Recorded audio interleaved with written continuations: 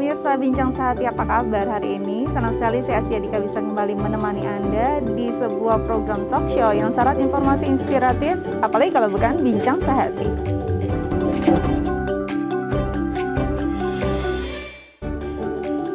Ya pemirsa, pasti adalah suatu hal yang wajar jika sel di dalam tubuh kita berkembang. Namun akan jadi hal yang mengkhawatirkan jika perkembangan sel tersebut tumbuh secara abnormal atau yang disebut dengan displasia.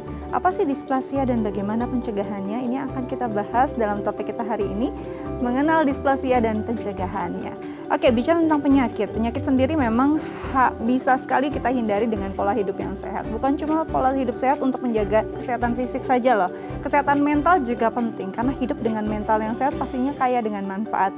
Apa saja sih fun fact seputar hidup sehat dengan mental yang sehat? Yang pertama adalah bersikap lebih positif. Saat mental kita sehat, kita pasti akan lebih nyaman juga, dan sikap kita juga akan, output yang dikeluarkan juga akan benar-benar positif. Orang-orang di sekeliling kita juga energinya yang kita tangkap dan energi yang kita pancarkan juga sangat positif. Ini berguna sekali untuk kita bisa menahan stres, menangkal semua yang jadi pikiran berat. Ini akan otomatis menjaga kesehatan fisik kita juga. Oke. Yang kedua adalah tingkatkan percaya diri. Benar nggak sih bahwa ini bisa meningkatkan kepercayaan diri? Betul banget. Saat mental kita sehat, kepercayaan diri kita juga akan meningkat. Karena kita benar-benar tidak ada kecemasan yang perlu diperhatikan. Kita bisa all out. Kita bisa benar-benar bisa menunjukkan performa yang terbaik. Itu yang penting dari kesehatan mental. Karena ini akan jadi karakter kita juga kelihatan yang positif gitu ya di depan masyarakat. Oke, selanjutnya adalah produktivitas meningkat. Otomatis dong kalau misalnya kita sehat secara mental, saat kita kerja, kita mungkin beraktivitas, pastinya performa yang terbaik juga yang kita tampilkan. Karena dalam kesehatan mental sendiri, saat kita merasa kecemasan, kita merasa ada hal yang tidak nyaman, ini pastinya akan berpengaruh besar pada performa diri kita. Jangan sampai ini terjadi ya, karena ini bisa sangat membahayakan loh. Oke, selanjutnya adalah memperpanjang usia. Umur yang panjang itu enaknya dijalani dengan kondisi yang sehat, baik secara fisik maupun mental. Karena selama kita menjalani hidup, kalau nggak sehat dua-duanya itu kayaknya gimana ya. Panjang loh umurnya puluhan tahun, kalau bisa kita bisa menjalaninya dengan kesehatan mental yang prima. Ini akan berdampak baik bukan hanya untuk kita, tapi juga untuk keluarga kita. Oke. Selanjutnya adalah hidup lebih teratur, pastinya karena kalau misalnya orang yang sehat secara mental tuh biasanya hidupnya lebih sistematis, semuanya lebih terorganisir dengan baik. Saat kita punya target-target tertentu dalam hidup, saat kita punya hal-hal yang ingin kita capai, saat kita punya penunjang kesehatan mental yang baik, ini akan tercapai dengan sangat-sangat baik gitu loh pemirsa. Jadi kayaknya harus deh kita mulai aware tentang mental issue ini, karena banyak banget orang mungkin masih takut ya untuk bisa istilahnya mau mengungkapkan kalau dirinya tuh ada masalah secara mental. Jadi lebih baik kita mulai menyadari diri, kita mulai perbaiki diri, kita buat mental kita jadi sehat, fisik kita juga pasti sehat. Oke, selanjutnya nanti kita akan bahas fun fact ini bersama pakarnya, tapi kita harus jeda dulu ya. Pemirsa jangan kemana-mana, tetap bersama kami di Bincang Sehati.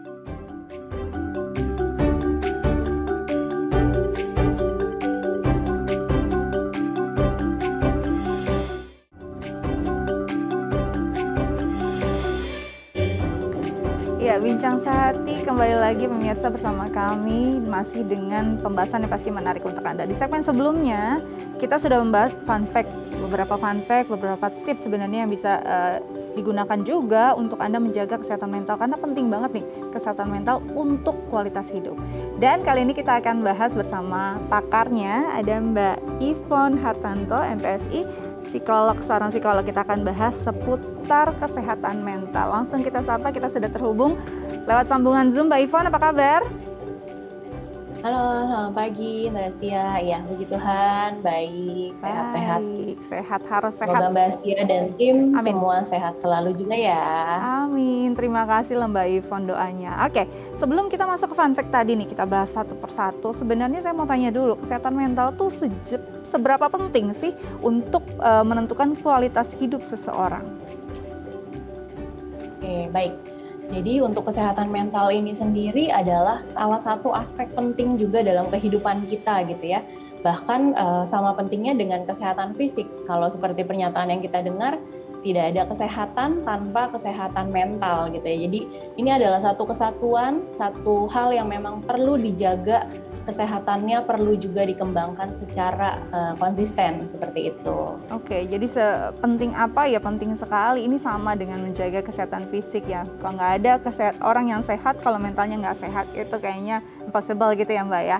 Oke, kita akan bahas satu persatu nih Mbak, fun fact-nya. Saat seseorang punya kesehatan mental yang prima, dia akan bersikap lebih positif. Betul nggak sih? Kenapa ini bisa terjadi? Oke, baik. Ya, jadi fisik dan mental seperti yang tadi saya sampaikan bahwa adalah satu kesatuan yang saling berhubungan dan perlu dijaga nih gitu ya. Jadi banyak hal yang bisa kita peroleh dari penerapan pola hidup sehat ini terhadap kesehatan mental kita gitu. Seperti ungkapan mungkin kalau kita sering dengar mens sana in corpore sano gitu ya, bahwa di dalam tubuh yang sehat terdapat jiwa yang kuat. Kenapa sih demikian gitu? Contohnya dengan olahraga nih, dengan kita berolahraga, pola makan yang sehat, tidur yang teratur, kita bisa itu juga bisa meningkatkan hormon bahagia dalam hidup kita, dalam tubuh kita. Misalnya hormon endorfin gitu, yang berperan untuk menghadapi stres atau mengatasi ketidaknyamanan yang terjadi.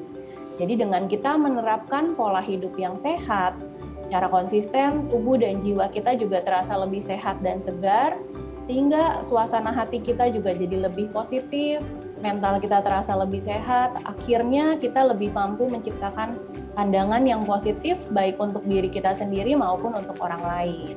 Kurang lebih seperti itu, Mbak Astia. Jadi outputnya juga positif ya, saat yang di dalamnya ini sehat, kita juga bisa mengeluarkan suatu hal yang energinya juga sehat untuk orang lain, positif juga untuk orang lain. Oke, yang kedua, kesehatan mental ini ternyata bisa meningkatkan kepercayaan diri. Sejauh mana ini berpengaruh, Mbak? Oke, ya jadi dengan pola hidup sehat yang kita jalani, kita akan terasa lebih nyaman dengan diri kita dan juga lebih terasa nyaman ketika kita melakukan berbagai aktivitas sehari-hari gitu ya. Nah, kondisi fisik dan mental yang terjaga dengan baik membuat proses aktivitas kita juga berjalan dengan lebih lancar, interaksi dengan lingkungan pun juga jadi lebih baik gitu ya. Nah, ketika kita merasa yakin dengan kemampuan diri, merasa memiliki energi untuk melakukan berbagai aktivitas yang memang perlu kita lakukan, sehingga kita juga lebih memiliki kekuatan untuk menghadapi dan melakukannya. Nah, dengan kondisi ini, kita juga jadi punya pengalaman yang lebih menyenangkan. Akhirnya kita bisa mencapai tugas-tugas yang memang harus kita selesaikan, sehingga semakin lama kepercayaan diri kita juga semakin meningkat gitu, karena kita berhasil melewati satu, oh ternyata aku bisa, dan itu semakin lama semakin meningkatkan kepercayaan diri kita juga. Oke, jadi sebenarnya ini kepercayaan diri bisa sangat berpengaruh terhadap kondisi kita di dalam. Gak mungkin kita percaya diri kalau kitanya saja insecure gitu ya Mbak ya, terhadap kesehatan kita sendiri. Ya. Nah, kalau bicara tentang kepercayaan diri pasti akan bersinggungan juga dengan performa diri, apalagi produktivitas gitu ya. Apakah memang betul saat kesehatan mental kita baik dan prima, produktivitas kita juga tinggi? Menurut Mbak Ivon? Ya. Oke, baik Mbak Astia. Jadi seperti kita ketahui bahwa dengan mengkonsumsi makanan yang bernutrisi, olahraga yang teratur, tidur yang cukup, akan memberikan dampak yang baik terhadap fungsi otak, kinerja organ tubuh kita, dan juga sistem-sistem yang ada di tubuh kita gitu ya. Jadi otak kita dapat bekerja secara lebih optimal, energi juga terjaga, stamina kita juga prima gitu ya. Jadi akhirnya kita lebih memiliki kekuatan atau lebih bisa menjalani aktivitas kita secara lebih produktif. Nah, dengan kondisi mental yang sehat ini, akhirnya kita juga memiliki kekuatan gitu ya, ketika kita menghadapi hambatan, oh kita punya energi nih untuk menghadapinya gitu ya, baik terkait proses internal maupun eksternal. Misalnya, apakah memang ternyata pekerjaan yang dilakukan membutuhkan fokus yang lebih lama gitu ya, tapi dengan kondisi fisik yang memang prima, kondisi energi yang memang stabil gitu ya, kita akan lebih mampu menghadapinya. Sehingga kita pun jadinya lebih terbuka untuk belajar hal baru, lebih berani juga nantinya menentukan target bagi diri kita sendiri gitu. Sehingga kita lebih mampu mengelola kondisi diri kita, lebih fokus terhadap dalam mengerjakan hal-hal yang memang harus kita lakukan, sehingga semuanya jadi lebih terarah secara produktif ya gitu.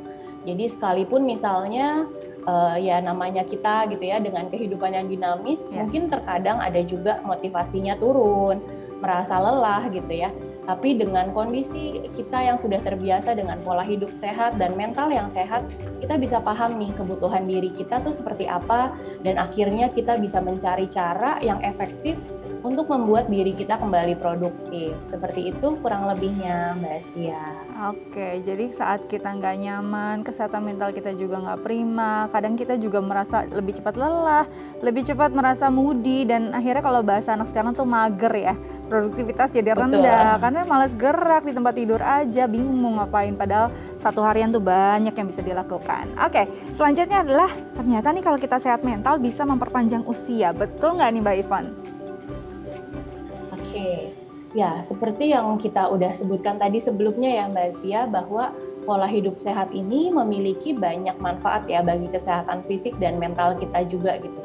Kalau kita lihat pola hidup sehat ini kan juga akhirnya mencegah timbulnya berbagai macam penyakit gitu. Terus hidup juga terasa lebih bahagia, sehingga secara kesehatan dan kualitas hidup juga jadi lebih baik. Nah, kalau mungkin kita sama-sama lihat gitu ya, orang tua nih di masa terdahulu, mereka memiliki umur hidup yang lebih panjang dibandingkan masa sekarang ini nih gitu.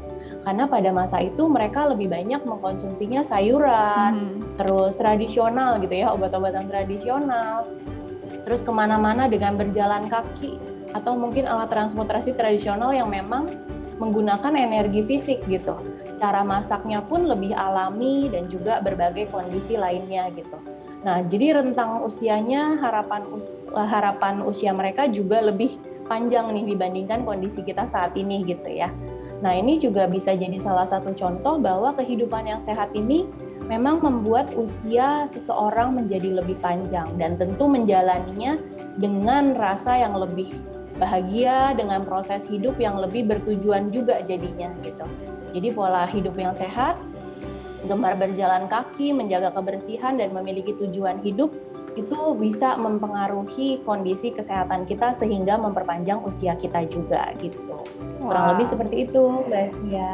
Ya, dan yang paling penting kita bisa menjalani seluruh usia kita dengan hidup sehat dan bahagia, itu yang paling penting juga ya Mbak Ivon ya. Oke, yang terakhir ini adalah hidup lebih teratur. Jadi kita punya target, punya sistematis hidup akan lebih baik begitu ya Mbak Ivon? Ya, oke. Jadi kalau dengan gaya hidup sehat yang memang sudah biasa kita terapkan gitu ya, tentunya kita sendiri juga bisa merasakan manfaatnya gitu. Jadi kita paham bahwa dengan tidur yang cukup, kita jadi lebih fokus nih bekerjanya, secara emosi juga jadi lebih stabil gitu ya. Terus juga dengan pola makan yang teratur, kita juga tahu bahwa ternyata badanku terasa lebih enak nih gitu. Apalagi mungkin ditambah dengan olahraga dan aktivitas fisik lainnya gitu. Jadi dengan proses dan manfaat yang sudah diperoleh nih, lama-kelamaan kita juga jadi lebih terbiasa untuk hidup secara teratur dengan mengikuti kebiasaan baik yang telah terbangun itu gitu. Jadi kita bisa lebih maintain gitu ya secara kontinu. Hal ini jadinya membuat kita pola aktivitas dan yang lainnya juga jadi lebih teratur karena sudah terbiasa, dan juga secara biologis tubuh kita sudah menyesuaikan dengan kondisi itu. Oke, jadi memang sudah sangat teratur, jadi nggak ada lagi nih bangun tidur tuh badannya nggak enak, karena semuanya sudah diatur sedemikian rupa, tidur jam berapa, bangun jam berapa, bye-bye insomnia, besok pagi kita bisa hidup lebih sehat, lebih semangat, begitu ya kira-kira Mbak Ivon ya? Ya, betul sekali. Oke, terima kasih banyak loh sudah berbagi bersama kami di Bincang Sehat. Tetap jaga kesehatan Mbak Ivon, terus menginspirasi orang lain, selamat kembali beraktivitas. Terima kasih. Terima kasih. Oke, itu tadi dia perbincangan yang luar biasa dengan Mbak Ivon. Kita punya banyak tips untuk bisa lebih aware terhadap kesehatan mental kita. Nanti kita akan juga berbincang dengan pakarnya nih tentang kesehatan fisik kita yang memang harus lebih kenal lagi bahwa perkembangan tubuh kita di dalamnya ada sel yang harus berkembang dengan baik, dan kita akan coba belajar gimana caranya mencegah agar tidak adanya perkembangan abnormal atau displasia. Nah, untuk pemirsa di rumah, bagi yang ingin melayangkan pertanyaan yang terkait dengan topik kita hari ini, bisa langsung menghubungi kami di 021 290 32644 atau DM Instagram kami di @bincangsehat.tv. Oke, nanti kita kembali setelah jeda berikut. Tetap di Bincang Sehati.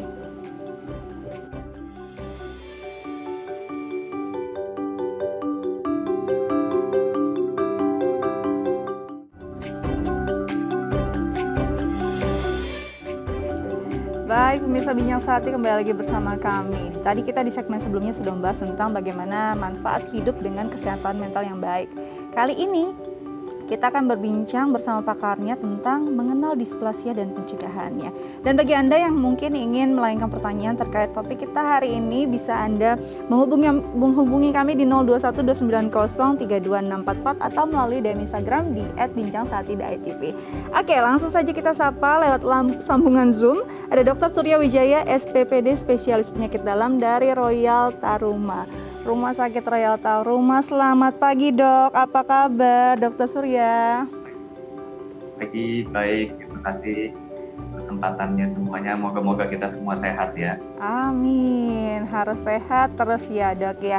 Baik, Dok. Hari ini kita ngobrol tentang displasia. Sebenarnya displasia itu apa sih? Mungkin masih banyak yang kurang familiar nih dengan istilah ini. Ya, memang displasia ini lebih banyak kita istilah medis ya. Yes. Jadi kalau kita tanya displasia itu apa? Displasia itu adalah pertumbuhan sel yang tidak normal atau yang abnormal. Biasanya dari bentuk selnya dan dari sifat selnya. Atau bahasa gampangnya, bahasa awamnya mungkin mutan gitu ya, sel mutan. Jadi selnya ini beda dari yang lainnya, tapi dia belum merupakan suatu kanker. Seringkali displasia ini juga dikatakan sebagai lesi pre-kanker. Belum menjadi kanker, biasa sel itu berdisplasia dulu. Baik, untuk mengetahui bahwa memang ada istilahnya ada perkembangan sel yang abnormal dari tubuh manusia, kan perlu ada diagnosa tertentu, ada tindakan medis tertentu untuk paling tidak mengetes gitu ya, mengecek. Nah, apa yang bisa dilakukan oleh seseorang untuk mengetahui apakah ada perkembangan yang tidak normal dari sel dalam tubuhnya? Apakah ada gejala-gejala tertentu, Dok, yang bisa dirasakan? Sebetulnya biasanya karena ini masalahnya di tingkat seluler, seringkali belum bergejala sampai sel-sel tersebut malah menjadi kanker. Nah, ada beberapa displasia yang mungkin lebih mudah untuk kita deteksi. Itu pun tidak menunggu gejalanya, tapi adalah dengan program deteksi dini. Biasanya yang paling sering dilakukan itu adalah deteksi dini kanker serviks. Karena kita melihat ada atau tidaknya displasia pada sel-sel di serviks, di peranakan pada wanita. Nah, itu biasanya dilakukan dengan pap smear secara rutin, lalu diperiksakan ke laboratorium, dilihat selnya, bentuknya maupun sifatnya. Baik, jadi mungkin ada pengecekan atau pengetesan dini yang bisa dilakukan. Kalau tadi mungkin lebih spesifik pada kanker serviks, bisa pap smear yang dilakukan rutin juga ya oleh kaum hawa. Nah, Dok, saat memang ada gejala atau mungkin tadi saat ada pengetesan dini terlihat nih ada sel yang tumbuh secara abnormal, contohnya serviks. Apakah ada potensi agar ini bisa dicegah? Berapa sih kansnya untuk seseorang yang tadinya memang sudah ada perkembangan abnormal mungkin di serviksnya, ini bisa dicegah untuk tidak istilahnya menuju ke arah kanker? Jadi tadi kalau kita bilang displasia ini kan sel antara ya, sel antara sel sehat sama sel kanker. Biasanya kalau untuk pada serviks, dia kalau kita ketemu displasia ada grade-nya. Ada tingkatannya, displasia ringan, displasia sedang, displasia berat. Dari situ berdasarkan penelitian ada beberapa yang menyatakan mungkin membutuhkan waktu sekitar 3-10 tahun untuk sel yang dari displasia menjadi kanker serviks. Tapi ya tentu ya mungkin kalau displasia ringan bisa 5-10 tahun. Kalau displasia berat ya mungkin kita harus evaluasi lebih sering karena bisa lebih cepat menjadi sel kanker. Lalu bagaimana kita mencegah menjadi kanker? Tentu dengan pengobatan. Ya itu bisa dikoordinasikan dengan dokter-dokter di bagian obstetri dan ginekologi. Oke, jadi sebenarnya saat pengecekan dini diketahui lebih dini, apalagi kalau memang masih ringan, ini akan kansnya lebih besar lagi untuk mengarah tidak sampai ke kanker begitu ya, Dok ya. Dok, secara penyebarannya, displasia ini bisa menempel pada organ apa saja sih? Bisa berkembang di mana saja sih? Jadi kalau kita tanya displasia bisa di mana saja, sebetulnya bisa di semua tempat. Karena semua tubuh kita ini terdiri dari sel. Sel kemudian bergabung membentuk jaringan, jaringan membentuk organ. organ menjadi sistem organ baru menjadi kita seorang manusia. Nah, jadi displasia bisa pada semua sel, tapi terutama pada sel yang aktif membelah. Oke. Contohnya apa saja, Dok? Sel itu membelah, contohnya sel darah. Jadi sumsum tulang kita kan aktif membelah, membentuk sel darah. Jadi seringkali juga ada kita istilahnya myelodisplasia, yaitu displasia dari sel sumsum tulang. Ini adalah mungkin juga lesi prekanker, kankernya biasa kanker darah, apakah leukemia, apakah menjadi limfoma dan sebagainya. Oke, kalau displasia sendiri pada organ, misalnya pada organ apa yang paling sering ditemukan dan yang cukup membahayakan? Yang paling sering ditemukan ya tadi pada organ sumsum tulang, organ darah kita, hematologi, lalu juga di organ kewanitaan, karena itu yang bisa kita deteksi dengan cepat ya, dan dengan cepat dan mudah untuk pap smear itu tidak menyakitkan katanya, dan hasilnya akurat. Lalu juga ada displasia di tempat lain, misalnya di esofagus atau di kerongkongan kita. Ini biasanya terjadi pada mereka yang memiliki riwayat penyakit GERD atau asam lambung yang naik. Karena iritasi berulang dari asam lambung menyebabkan displasia pada sel-sel di kerongkongan. Tapi untuk deteksinya ya tentu harus dilakukan pengambilan sel secara endoskopi. Oke, ini menarik nih, Dok. Menarik sekali. GERD tuh kayaknya jadi penyakit yang populer gitu ya di kaum milenial, apalagi kaum perkotaan saat ini. Dan ini ternyata kan nggak cuma di lambung loh, masalahnya bisa sampai ke saluran atas gitu ya, sampai di kerongkongan. Apa sih gejalanya, tanda-tandanya kalau sudah mulai ada displasia di area kerongkongan? Apakah sama dengan radang lainnya? Kalau kita tanya tanda dan gejala, biasanya tidak banyak yang bisa kita bedakan dengan GERD biasa. Jadi tentu kalau ada kenaikan dari asam lambung, dari lambung ke kerongkongan, pasiennya itu biasa merasakan rasa panas di dada, atau yang biasa kita sebut heartburn. Jadi mungkin kita pernah juga merasa, oh ada seperti gumoh gitu ya. Jadi asam lambungnya naik sampai ke kerongkongan lalu tertelan lagi. Mungkin seperti itu, rasanya panas. Tapi apakah kita bisa bilang ini merupakan suatu kondisi di mana sel di kerongkongannya itu sudah displasia atau belum? Kita tidak bisa bilang dari gejalanya. Kita baru bisa mengatakan displasia bila kita menemukan bukti selulernya. Bisa dicegah nggak sih, Dok? Kalau ini kan sebenarnya adalah impact dari penyakit lain gitu ya, akhirnya adanya displasia di area yang lain lagi. Bisa tidak kita cegah? Ataukah memang ya sudah konsen pada pengobatan penyakit intinya agar tidak terjadi efek samping lainnya? Pencegahannya tadi misalnya displasia esofagus karena GERD, berarti yang bisa kita lakukan hanyalah menata laksana GERD-nya supaya asam lambung itu jangan naik dan mengiritasi. Tapi kalau kita bicara dengan displasia serviks, itulah fungsinya untuk kita melakukan vaksinasi kanker serviks. Karena displasia serviks itu disebabkan oleh infeksi dari virus, yaitu virus human papillomavirus. Jadi ini adalah salah satu kanker yang sebetulnya bisa dicegah.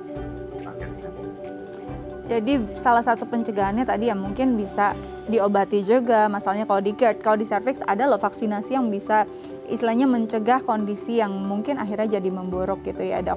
Nah, Dok, kalau bicara tentang displasia sendiri, ada nggak sih rentang usia yang memang rentan akan mengalami hal tersebut, atau justru sebenarnya siapapun, usia berapapun? Ya, kalau kita lihat displasia memang lebih rentan pada orang-orang yang berusia tua. Kenapa? Seiring dengan pertambahan usia, berarti usia sel juga semakin tua. Usia sel semakin tua berarti sudah terjadi pembelahan sel yang lebih banyak dibandingkan usia-usia sel yang masih muda. Dengan setiap pembelahan sel ada resiko terjadinya mutasi dari genetik yang kemudian akan menjadi cikal bakal dari sel-sel yang abnormal. Tapi contohnya tadi pada pasien-pasien dengan displasia serviks bisa terjadi bahkan di usia muda, tergantung berapa lama paparan terhadap virus human papillomavirus tersebut. Jadi untuk mereka yang memulai aktivitas seksualnya pada usia yang lebih muda, resiko untuk terjadinya displasia serviks adalah tergantung kapan mereka mulai terinfeksi human papillomavirus tersebut. Oke, jadi sebenarnya memang pencegahan adalah solusi yang tepat ya untuk menghindari displasia. Dok, bicara tentang displasia sendiri, apakah ini bisa diturunkan secara genetik? Baik, jadi displasia sebetulnya bukan displasianya yang diturunkan secara genetik, tapi adalah bakat mengalami displasia ini. Jadi kalau secara genetik dia sudah terjadi resiko mutasi diturunkan dari orang tua ke anaknya, ya jadi tadi kan kita bilang ini karena sel itu bermutasi. Jadi di dalam sel itu ada DNA yang sangat banyak sekali. Anggaplah kita dari 100 rantai DNA, ada orang yang memiliki 1 atau 2 rantai yang beresiko mutasi. Ada orang yang memiliki 10 atau 20 rantai yang memiliki resiko mutasi. Ada orang yang memiliki 50 sampai 60 yang berisiko mutasi. Jadi untuk yang genetiknya semakin tinggi resiko mutasinya, berarti resiko untuk terjadinya displasia ataupun cancer lebih tinggi. Karena itu memang waktu kanker itu ada juga resiko secara genetiknya. Dan ini yang diturunkan dari ibu atau ayah kepada anaknya, tapi bukan menurunkan dalam bentuk sel yang sudah displasianya. Oke, jadi yang diturunkan adalah istilahnya bakatnya ya dok. Bakatnya akan ada mutasi mungkin dari apa yang dialami oleh orang tua. Nah jika ada orang tua yang memang sudah mengalami kondisi tertentu, kanker atau apapun itu, apakah perlu tindakan langkah inisiatif untuk bisa men-screening anaknya? Di titik mana perlu ada screening awal terhadap anak dan di usia berapa dok? Oke. Jadi ada beberapa kanker yang sudah memiliki patokan kapan harus dilakukan screening. Contohnya mereka dengan riwayat keluarga memiliki kanker payudara atau riwayat keluarga memiliki kanker usus besar. Nah, pada pasien-pasien dengan riwayat keluarga kanker payudara dan kanker usus besar ini, maka surveillance atau medical check-up yang dilakukan terhadap anak-anaknya biasanya lebih diarahkan untuk mendeteksi secara dini ada atau tidaknya resiko ke arah kanker tersebut. Contohnya pada wanita dilakukan mamografi atau ultrasonografi pada payudaranya, atau pada mereka yang dengan riwayat keluarga memiliki kanker usus besar dilakukan teropong usus besar secara rutin. Biasanya mungkin setelah usia 40 tahun dilakukan surveillance setiap beberapa tahun sekali sesuai dengan faktor resikonya. Oke, jadi tergantung dengan faktor risikonya, apa yang dialami orang tua itu juga yang mungkin bisa ini dimutasi pada anak. Oke dok, nanti kita lanjutkan lagi perbincangan, tapi kita harus jeda dulu ya. Dan bagi pemirsa yang masih ingin melayangkan pertanyaan terkait tema kita hari ini, bisa menelpon kami di 0212903244 atau DM ke Instagram kami @bincang-sehati.tv. Jangan kemana-mana, tetap bersama kami di Bincang Sehati.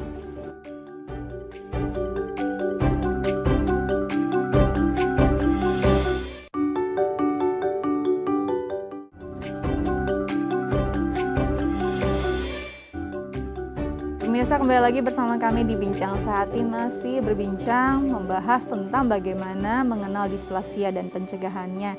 Kita juga masih membuka loh line telepon kami di 0212903244 atau DM Instagram kami di @bincang-sehati.tv. Oke, masih bersama dengan Dr. Surya Wijaya, SPPD Spesialis Penyakit Dalam dari Rumah Sakit Royal Taruma. Dok, masih bersama kami dok? Ya, masih. Oke, dok, kalau bicara tentang displasia tadi kan sebenarnya memang bagiannya macam-macam nih ya, bisa di berbagai titik. Bisa nggak sih dalam satu waktu kita mengalaminya di berbagai atau di beberapa titik yang bersamaan? Misalnya mungkin di satu di kerongkongan, di esofagus, tapi bisa juga di serviks sekalian. Bisa. Kalau pertanyaannya bisa atau tidak, tentu bisa. Karena contohnya misalnya mereka ada wanita yang terpapar virus human papillomavirus dan terjadi displasia di serviksnya.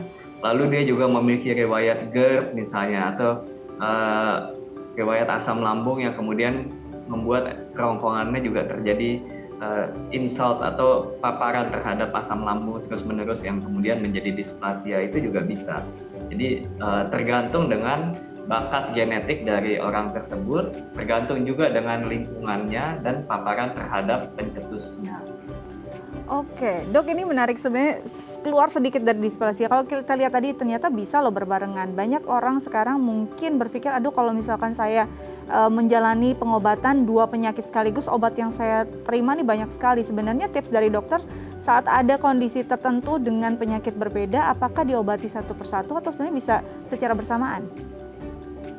Kalau untuk terapinya tergantung dengan kondisi penyakitnya sendiri. Tadi misalnya displasia cervix itu biasanya ditangani tidak dengan obat-obatan, tapi dengan tindakan misalnya dengan pemberian zat untuk membekukan daerah-daerah di cervixnya tersebut. Lalu untuk displasia kerongkongan memang tidak ada obatnya, tapi yang bisa kita lakukan adalah mencegah progresivitasnya dengan terapi terhadap asam lambung atau GERD-nya sendiri. Jadi kalau kita lihat terapi itu boleh saja dilakukan secara simultan, asalkan tidak terjadi reaksi antara obat-obatnya. Karena itu terapi lebih baik dikonsultasikan dengan dokter-dokter Anda sekalian. Jadi kita jangan menterapi diri kita sendiri. Karena untuk obat-obatan dan reaksi-reaksi obat biasa dokter tersebut sudah mengetahui apa yang boleh diberikan bersamaan dan apa yang tidak boleh diberikan bersamaan.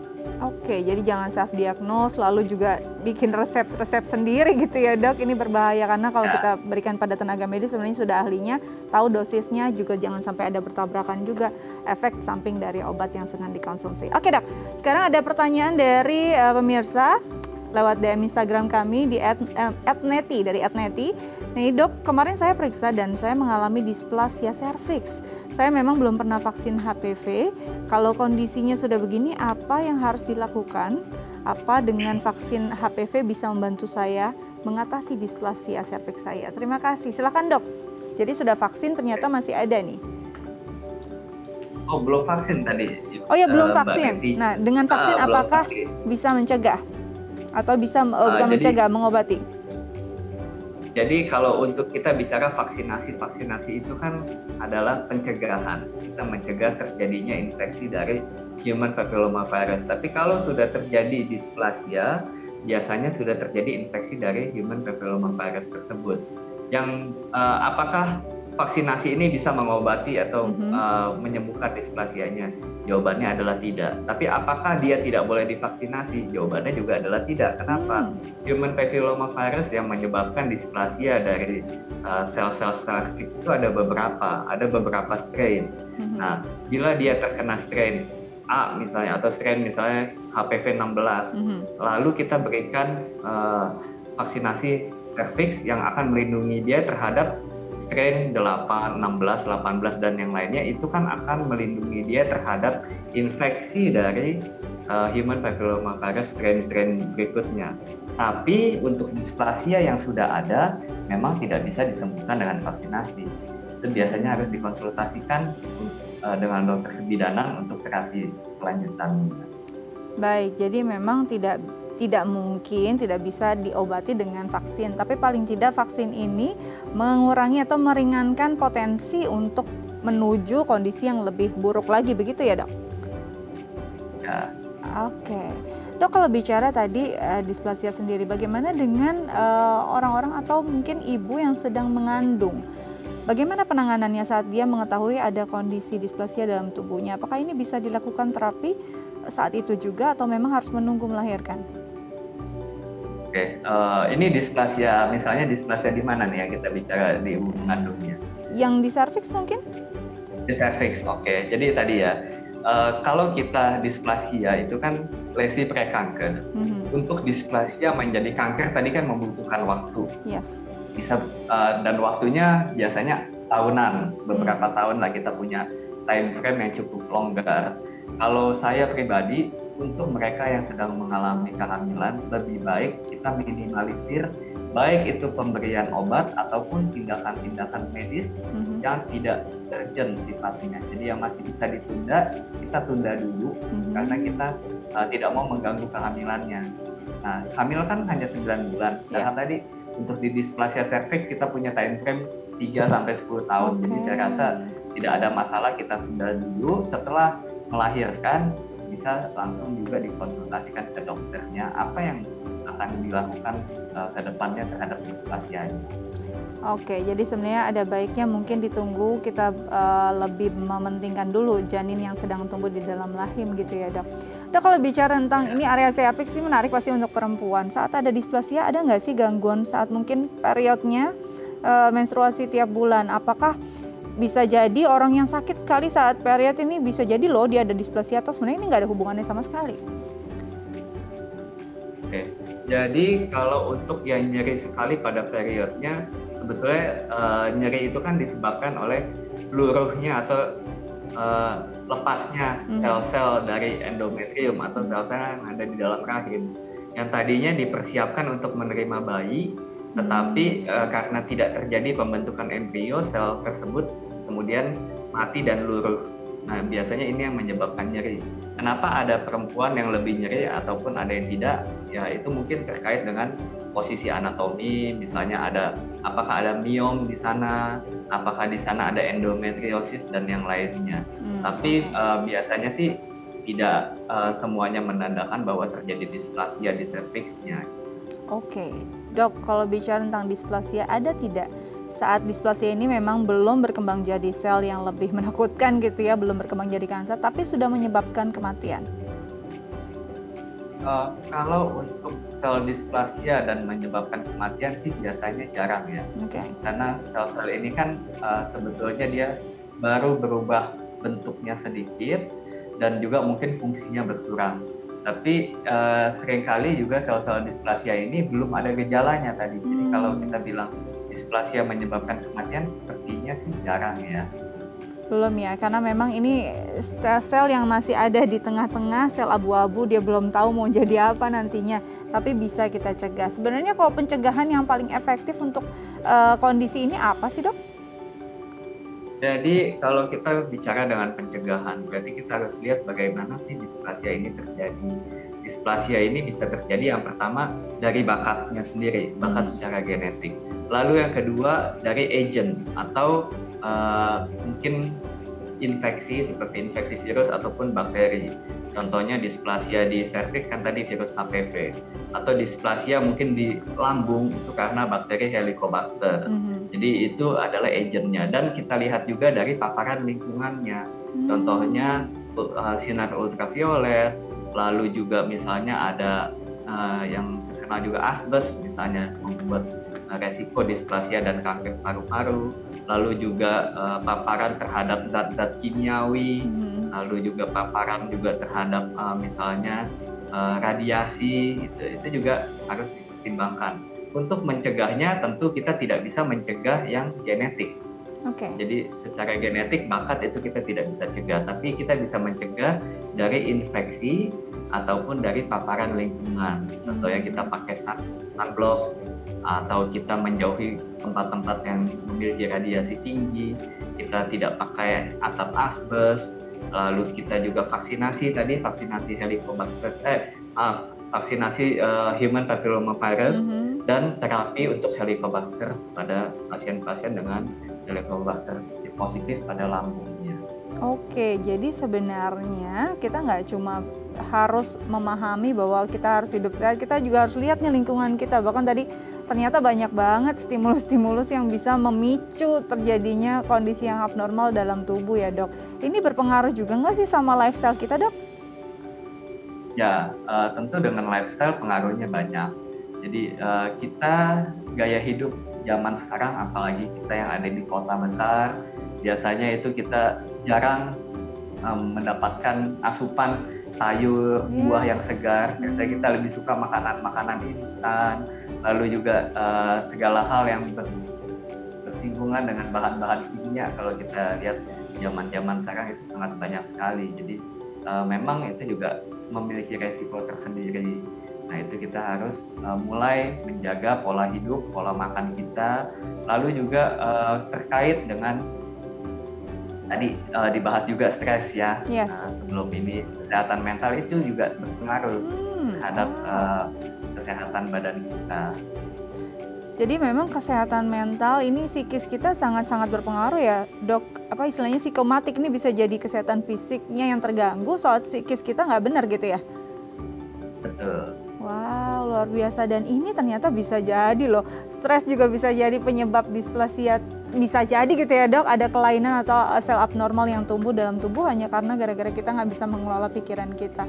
Nah sebenarnya dok, kalau bicara tentang tadi displasia sendiri, saat kita mengetahui kondisi ada yang abnormal gitu, biasanya dokter sendiri akan langsung mengambil tindakan tadi, apakah langsung ada terapinya atau memang harus menunggu ada mungkin ada kemajuan atau ada progres dari perkembangan sel tersebut? Jadi biasanya yang datang itu jarang ya, yang datang ke kami dengan kondisi displasia. Karena tadi displasia seringkali tidak ada gejala, jadi jarang yang datang dengan displasia. Kecuali datang dengan kondisi displasia yang ditemukan dari surveillance atau screening. Tadi yang paling banyak adalah screening cervix. Biasa yang datang itu sudah bergejala dan maaf, biasanya sudah merupakan suatu kanker. Jadi kalau kita sudah dapatkan merupai kanker, biasanya memang akan diterapi sesuai dengan kankernya tersebut. Oke, jadi bisa dibilang masih sangat kecil nih screening untuk displasia. Kadang mungkin jadi masa yang terlewat, akhirnya saat kita sudah datang ke rumah sakit sudah dalam kondisi kanker dan juga dalam kondisi yang sudah lanjut gitu ya. Oke, dok, nanti kita lanjut lagi, tapi kita harus jeda dulu ya dok. Jangan kemana-mana pemirsa, tetap bersama kami di Bincang Sehati.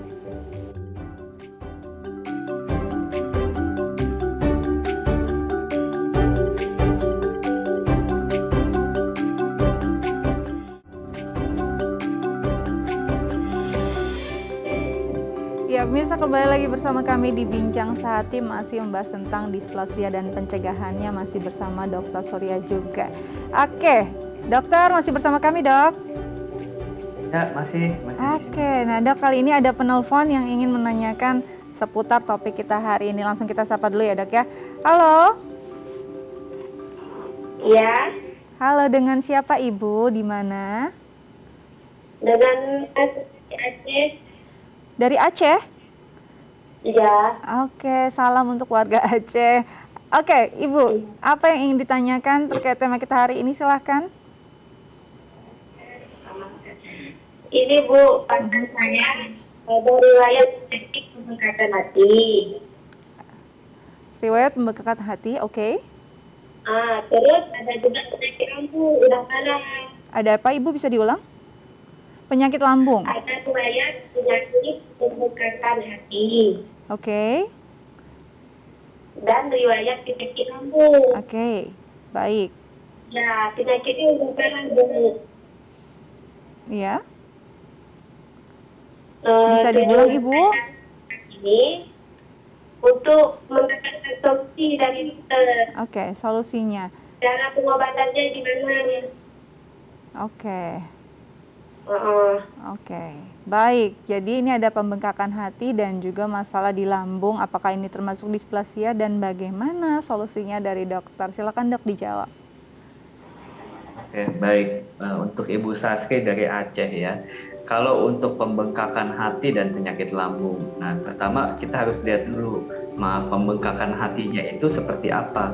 Apakah semuanya membesar atau ada benjolan-benjolan yang tidak normal di dalam hati yang biasa disebut sebagai nodul di dalam hati.